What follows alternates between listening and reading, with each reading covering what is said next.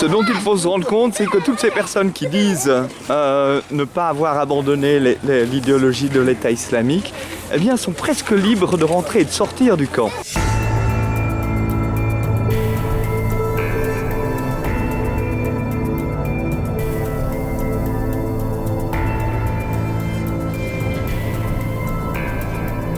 Voilà, c'est le camp principal de Al-Hol où 71 000 personnes sont incarcérés. Ici, ce sont les Syriens et les Irakiens.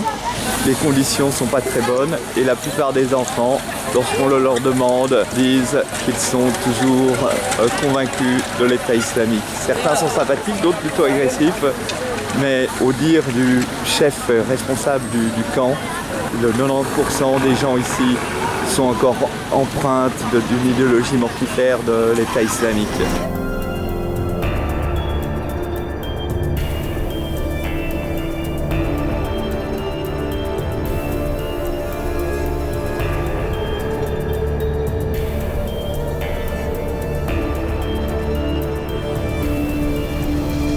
La situation est beaucoup plus instable.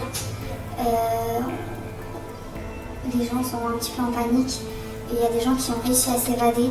Dans ce camp-là, moi j'ai entendu parler de 3 évasions. Certains ont été pris par Daesh, d'autres ont été pris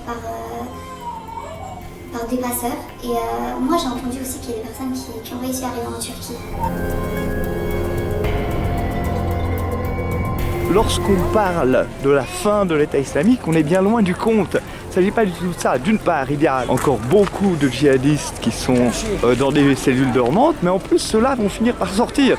Tous des Syriens et des Irakiens, et qui sont encore plus convaincus qu'ils ne l'étaient au départ, ils le disent, de l'idéologie de l'État islamique. On va au-devant de grands problèmes. Un tout nouveau camp se construit pour accueillir tous les réfugiés. Presque tous les résidents ici sont des déplacés de l'offensive turque. Ce sont des gens qui ont fui les combats et qui sont arrivés d'abord dans un premier temps dans les écoles d'Asake et qui se déplacent maintenant ici.